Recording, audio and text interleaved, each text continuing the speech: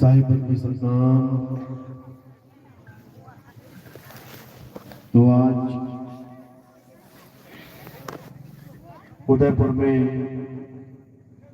परमपिता परमात्मा के मूल ज्ञान का प्रचार प्रसार होने जा रहा है और बहुत ही शुभ दिन है जो यहाँ मीराबाई जी की मूर्ति स्थापना भी होने जा रही है, क्योंकि भक्ति की शुरुआत मूर्तियों से ही होती है। मूर्तियां भी हमारे जीवन में होना बहुत जरूरी है शुरुआती दौर के लिए। और संतों की मूर्तियां लग जाए तो बात ही कुछ और है, क्योंकि शुरुआती प्रेम तो मूर्तियों से ही होता है। संतों की मूर्तियां लगेंगी तो संतों की वाणियां गाई जाएंगी, संतों की वाणियां गाई जाएंगी तो उनका अर्थ समझ में आएगा, उनका अर्थ समझ में आएगा तो भक्ति की विधि पता लगेगी, और भक्ति की विधि पता लग गई तो निश्चित मुक्ति हो जाएगी। इसलिए संतों की मूर्तियां जहां तहां हो हमें जरूर लगानी चाहिए, लेकिन केवल मूर्ति तक ही सीमित नहीं हो जाना है कि केवल मूर्ति पूजा से ही ऊपर नहीं उठ पा रहे हैं, हमें और आगे जाना है।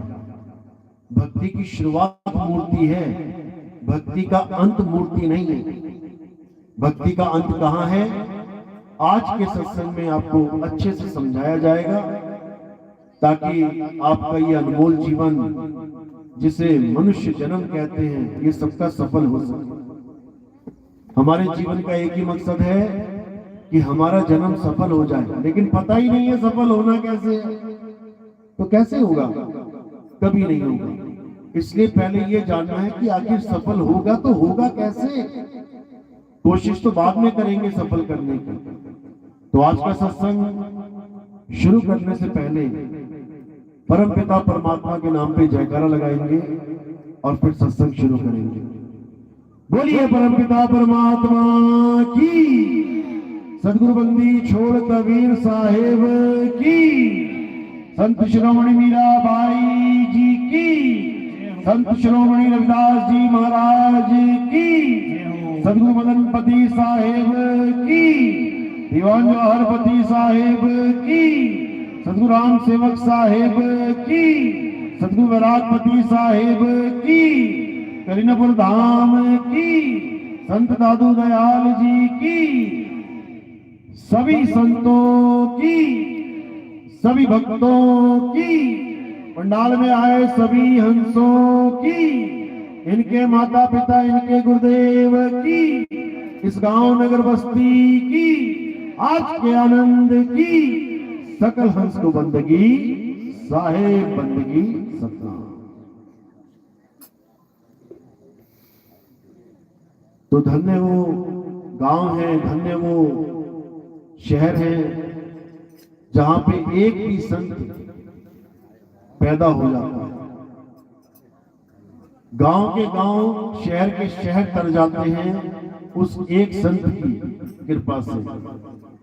संतों की इतनी बड़ी महिमा गाई गई है, लेकिन हम ना जानकर कि संतों की असली शिक्षा क्या है, हम अधूरे ही इस दुनिया से चले जाते हैं। पूरे कैसे हो पाएंगे, जब हमें संतों की शिक्षा पता लग जाएगी। तो आज का सत्संग बहुत ध्यान से सुनना है, क्योंकि अगर आज का सत्संग समझ में आ गया तो समझ लो कि ये जन्म मरण का बंधन, ये बार बार पैदा होना, बार बार मरना, ये सब खत्म हो जाएगा और हम सदा सदा के लिए मुक्त हो जाएंगे। यानी इस संसार में वापस नहीं आएंगे। ये संसार जितना सुंदर दिखाई देता है उतना सुंदर है नहीं। ये संसार रहने लायक दिखाई देता है लेकिन रहने लायक है नहीं। इस संसार में जितने सुख दिखाई देते हैं उससे 1000 गुना ज्यादा दुख है, लेकिन हमें नहीं पता है, इसीलिए आस लगा के बैठ जाते हैं इसी संसार में वापस आने की। पूछो कौन कौन वापस आना चाहता है, सब हाथ खड़ा कर देते हैं, हम आना चाहते हैं। और पूछो जाना कौन चाहता है, एक भी हाथ नहीं खड़ा करता। अरे बिना गए भी कभी आ सकता है कोई, जाना तो पड़ेगा। तो ये आना जाना ही खत्म कर देना है। कैसे होगा? संतों के दिव्य ज्ञान से। तो क्या कहती है मीराबाई? पायो जी में नाम रतन धन पायो, वस्तु अमोलक दी मेरे सतगुरु, कृपा कर अपनायो। कह रही है पायो जी में नाम रतन धन पायो, यानी मेरे गुरु ने मुझे क्या दिया? नाम रतन दे दिया। नाम रतन। अब ये नाम रतन क्या है? कोई कहता मीराबाई नाम जपती थी, वो तो बिना गुरु के भी जपा जा सकता है। आप घर में बैठ जाओ, भगवान के हजारों नाम है, उसमें से कोई भी नाम ले लो, पकड़ लो, उसको जपने लग जाओ। गुरु की क्या जरूरत है? भाई किसे नहीं पता है कि भगवान का नाम राम है, किसे नहीं पता कि भगवान का एक नाम श्याम है, किसे नहीं पता भगवान का एक नाम शिव है। कुछ भी जपने लग जाओ, गुरु की क्या जरूरत है? लेकिन मीराबाई ने गुरु धारण किया। शुरुआती दौर में मूर्ति पूजा करती थी, सबने करनी होती है, शुरुआत मूर्ति से ही होती है। मीराबाई की भी शुरुआत मूर्ति से हुई। कृष्ण जी की मूर्ति लेके गली गली घूमी, बिल्कुल घूमी, कोई दो राय नहीं है। कृष्ण जी की पूजा में लीन रही, बिल्कुल रही, कोई संशय नहीं है। तो फिर रविदास जी महाराज को गुरु बनाने की जरूरत क्या पड़ गई? वस्तु अमोलक दी मेरे सतगुरु। अब सतगुरु कहां से आ गए बीच में? अगर मूर्ति पूजा से ही मुक्ति मिल जाती, मूर्ति पूजा ही आखिरी पड़ाव होता, मूर्ति पूजा ही आखिरी मंजिल होती, तो सतगुरु की जरूरत ही नहीं है मूर्ति पूजा के लिए।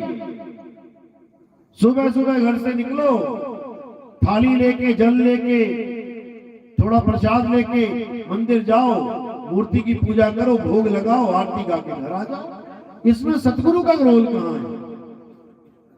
लेकिन मीराबाई क्या समझा रही है? कह रही वस्तु अमोलक दी मेरे सतगुरु, कृपा कर अपनायो, पायो जी में नाम रतन धन पायो। अब ये वस्तु अमोलक क्या चीज है? अगर इस वस्तु अमोलक को जान लिया हमने, तो हम सबका जन्म सफल हो जाएगा। और ये वस्तु अनमोलक किसी पत्थर की मूर्ति में मिलने वाली नहीं है, क्योंकि पत्थर की मूर्ति का तो खुद ही मोल है। एक मूर्ति खरीदने जाओ, देखो कैसे रेट लगता है। दुकानदार कहेगा 50,000 की है, तुम कहोगे नहीं 35,000 की। वो कहेगा ना तेरे ना मेरे, चल 45 दे देना, नहीं जी 40 में कर लो।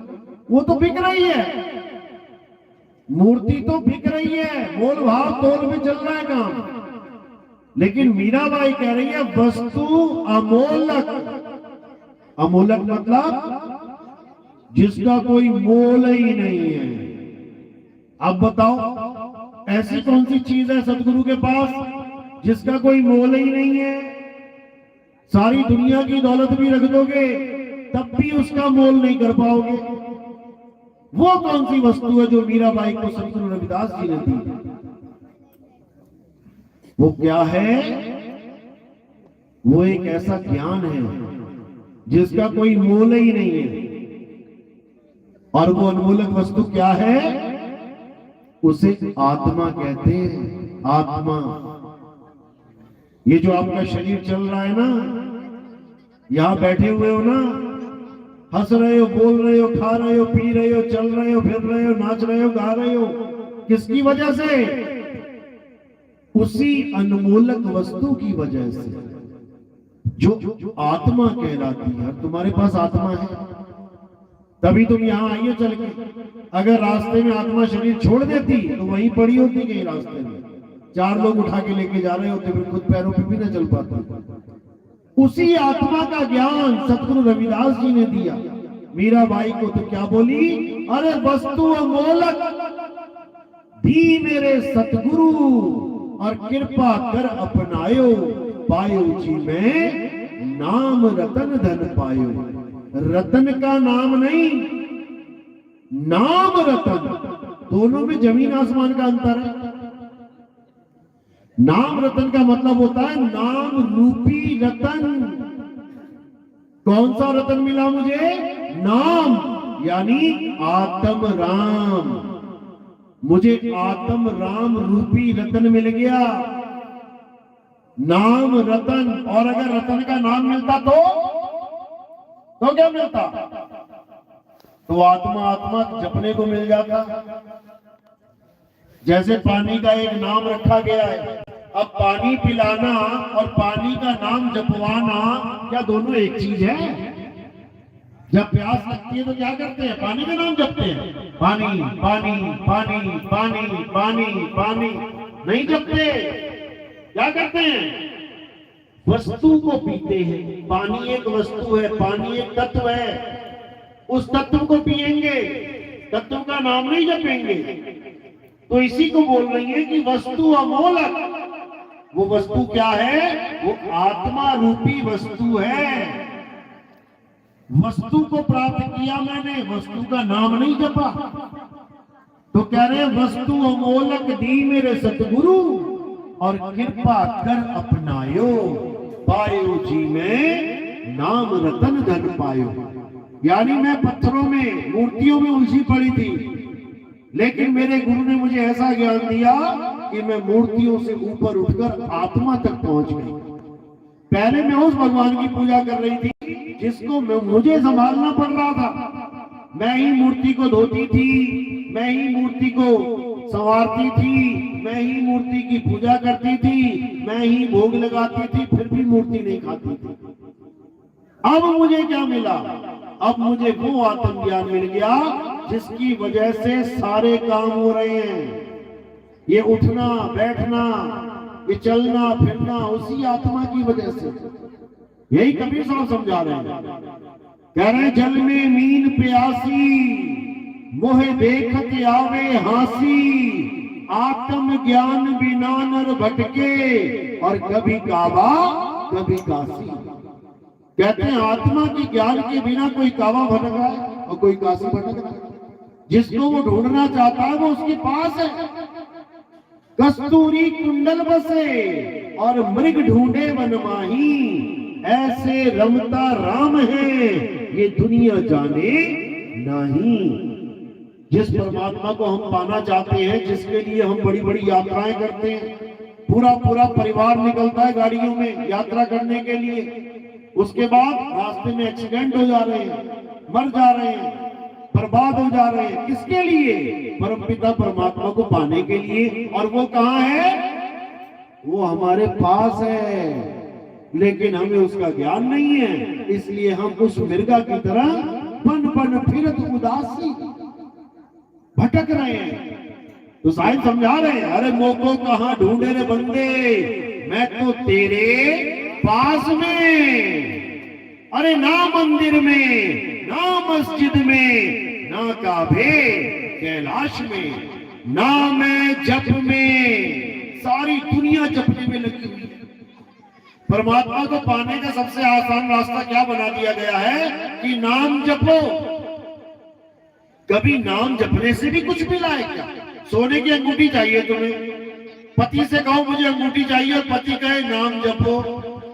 अंगूठी अंगूठी अंगूठी, कब तक जपना पड़ेगा? सारी उम्र बीत जाएगी तुम्हारी, तब भी ना मिलेगी। तुम पति को कहो मुझे हार चाहिए 9 लाख का, वो कहेगा जपो 9 लाख का हार, 9 लाख का हार, 9 लाख का। मिल जाएगा क्या?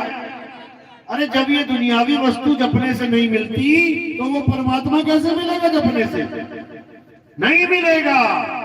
इसीलिए कबीर साहब ने कहा नाम जप में, नाम तप में, ना ही तपस्या करने से मिलेगा परमात्मा।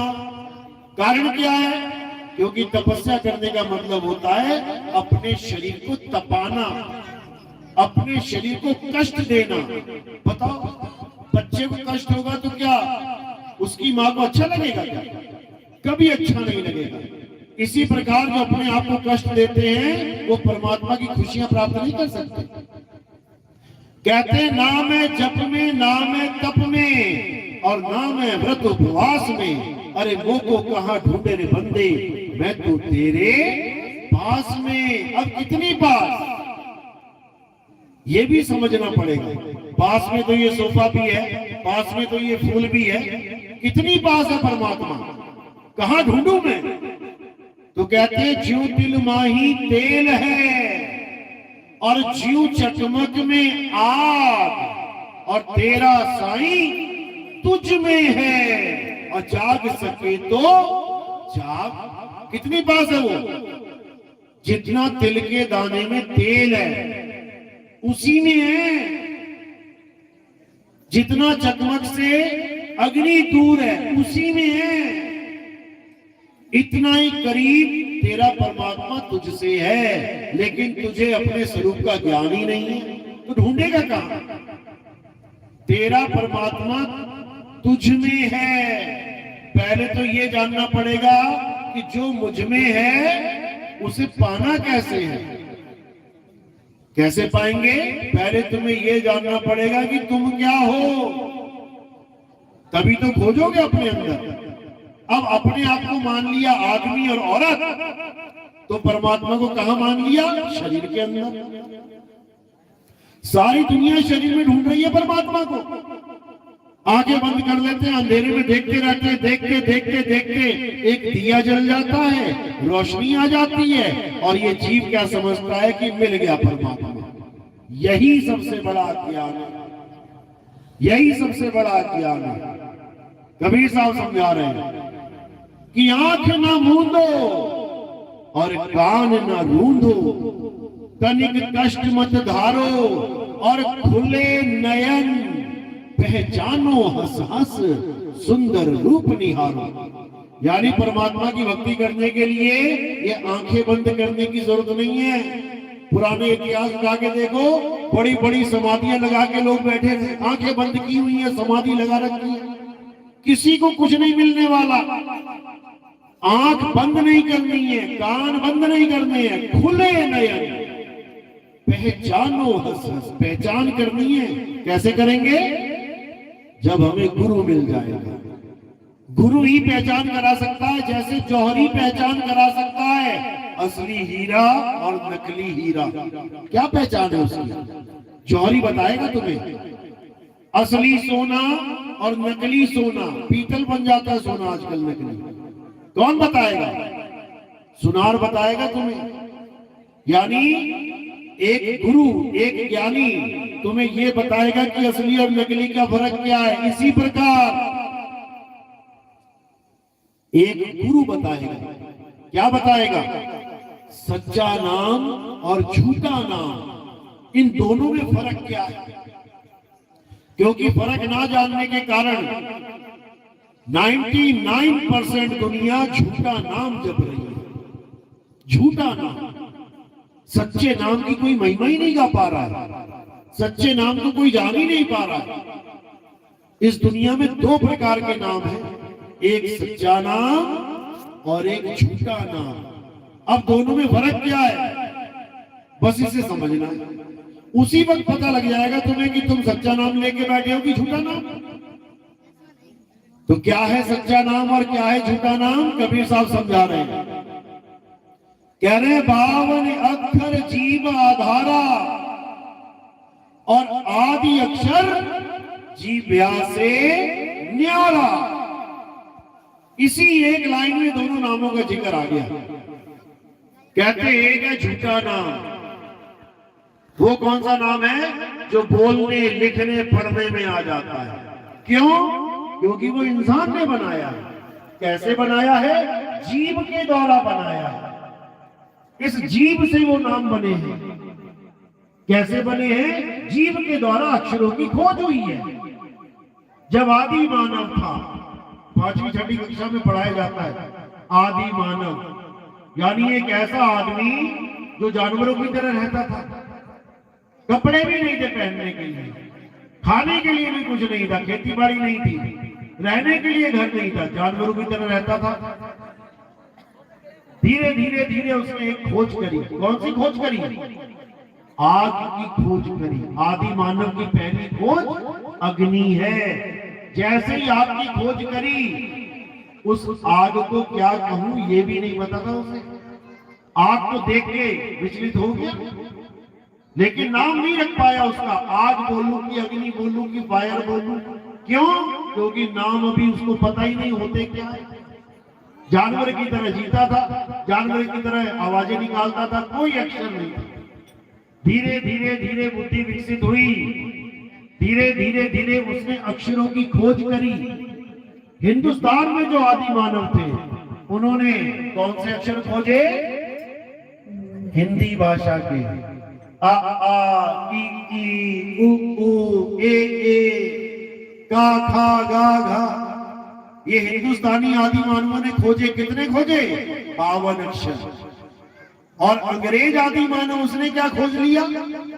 ABCD। कितने अक्षर खोजे उसने? 26 अक्षर। यानी हमारे आदि मानवों ने 2 गुना अक्षर खोज लिए उन लोगों से। हमने 52 खोजे, उन्होंने 26 खोजे। अब उसके बाद क्या किया?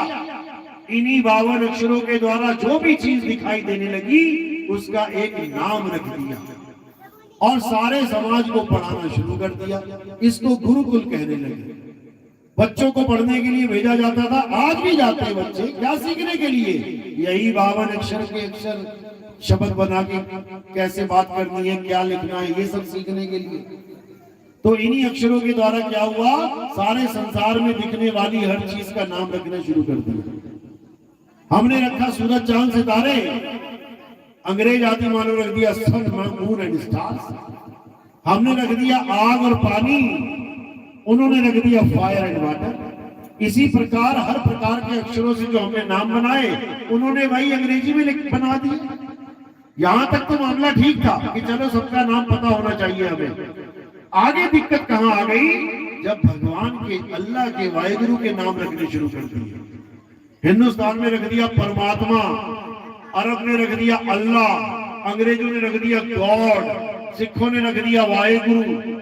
अब ऐसा नाम रख दिया जो चीज हम देख ही नहीं सकते कि वो है क्या। बाकी चीजें तो पता है, जल, वाटर, नीर, तोय, पानी, देख के समझ में आता है कि इसी के नाम है चारों पांचों, कोई झगड़ा नहीं।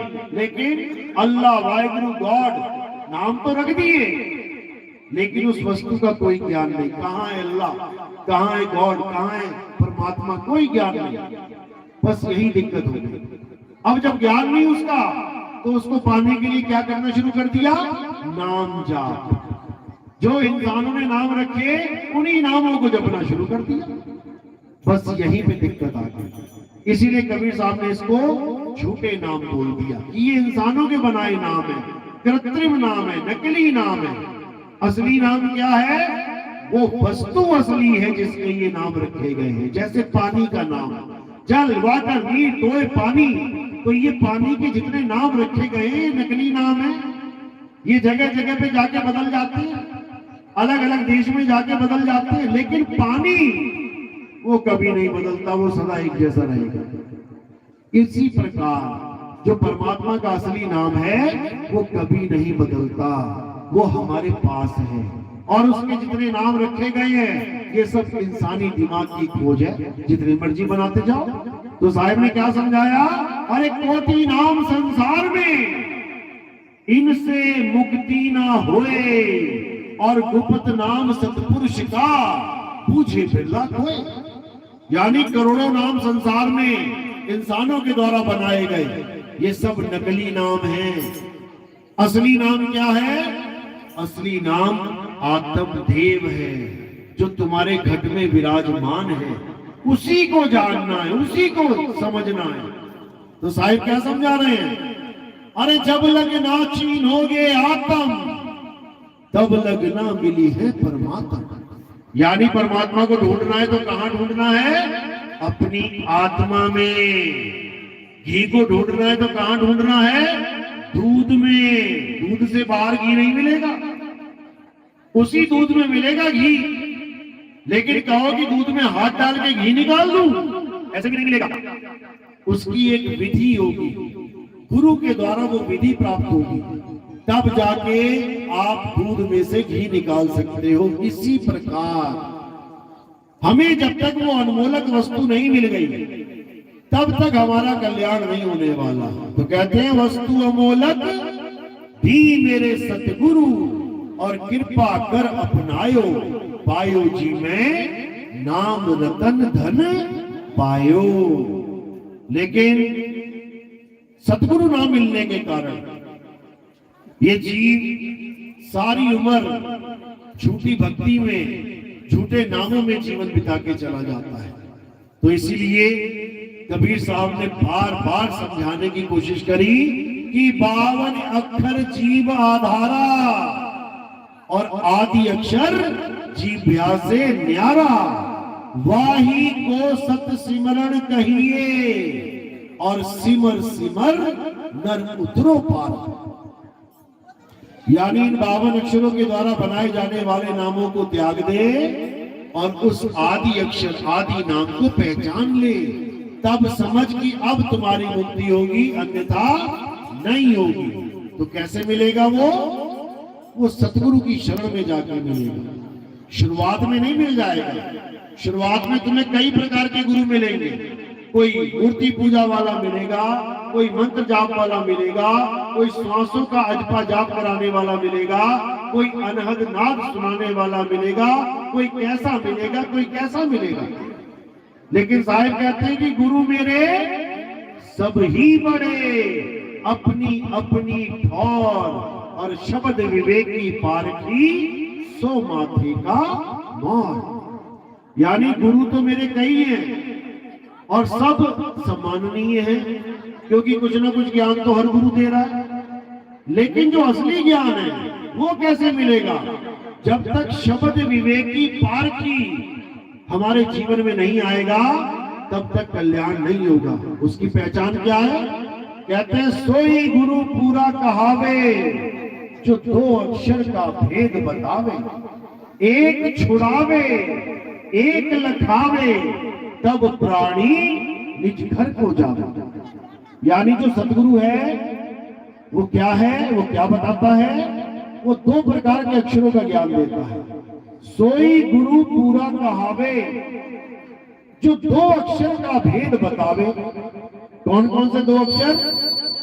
एक 52 अक्षर जो इंसानों के द्वारा बनाए गए हैं, और एक आदि अक्षर जिसको कोई बना और बिगाड़ नहीं सकता। आत्म तत्व को कोई बना और बिगाड़ नहीं सकता। उसका भेद बताने वाले को सतगुरु बोला गया है। तो उसी सतगुरु के द्वारा इस जीव का कल्याण होगा, उसके अलावा और कोई चारा नहीं है। यही नानक साहब समझा रहे हैं। एको सतनाम कर्ता पुरुष निर्भव निर्वैर, अकाल मूरत अजूनी सैभंग गुर प्रसाद। यानी एको सतनाम, सतनाम यानी सच्चा नाम, झूठा नहीं, सच्चा नाम।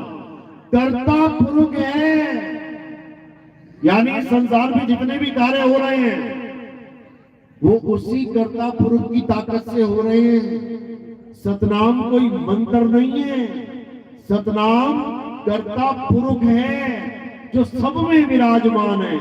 सब घट मेरा साइया, सुनी सेज न कोय, और बलिहारी व घट की, जा घट परगट होए। यानी वो सब में विराजमान है, लेकिन उसका ज्ञान किसी को नहीं है। इसीलिए बार बार जन्म मरण में ये धक्के खा रहा है जी। बार बार माँ के गर्भ में उल्टा लटक के आ रहा है जी। 9 महीने माँ के गर्भ में उल्टा लटकता है, कॉल करता है, अरदास करता है, हे परमात्मा मुझे इस नरक से बाहर निकाल दो, मैं तुम्हारी भक्ति करूंगा, मैं तुम्हारा नाम लूंगा, मैं वापस यहां कभी नहीं आऊंगा। लेकिन बाहर आते ही भूल जाता है उस 9 महीने को, भूल जाता है कि कैसी दुर्दशा हुई है वहां पे, भूल जाता है कि क्या वादा करके आया था। देखो 20 मिनट भी परमात्मा की बात सुनने का वक्त नहीं है। सोचो पूरा जीवन बीत जाएगा झूठी भक्ति में, नकली नामों में, लेकिन 20 मिनट भी सच्चे नाम की महिमा सुनने को ये मन तैयार नहीं है। उठा के ले गया सत्संग से। सोचो कितना शातिर शैतान है, सबके अंदर बैठा है, सबके अंदर। अभी यहाँ पे कोई नाच गाना लग रहा होता ना तो रात के 4 भी बजा दो, सुबह के चलता रहता, कोई दिक्कत नहीं है। लेकिन परमात्मा के सच्चे नाम का जैसे ही जिक्र होता है ये मन खलबली मचा देता है। उठ बहन, चल घर, चल घर, चल चल, क्या सुन रही है, चल। क्यों? कारण क्या है? क्योंकि इस मन को पता है कि ये जीव आजाद हो जाएगा, ये जीव मुक्त हो जाएगा। अगर ये जीव मुक्त हो गया तो गलियों में सुअर कौन बनेगा? ये कुत्ते बिल्ली कौन बनेगा? ये जंगल में इतने शेर बना रखे उनका आहार कौन बनेगा? भेड़ बकरी कौन बनेगा? इस मन ने ऐसा खेल रच रखा है, इस माया ने ऐसा खेल रच रखा है कि सत्संग सुनने तक की परमिशन नहीं दे रहा। कह रहा उठ बहन, चल यहाँ से, ये बातें तेरी कान में ना पड़ जाएं, कहीं तेरा झूठा नाम तुझसे छूट ना जाए, कहीं तू भी सच्चे नाम के चक्कर में ना पड़ जाए और तेरी भी मुक्ति ना हो जाए। उठ बहन, चल अपने घर। और मन के कहने पे आके ये जीव, भोला जीव बेचारा, खुद तो उठता है, साथ में 2-4 लोग को और इशारा करते हैं, चल चल चल चल बहन चल। और देखो 200 में से कितने लोग रह गए।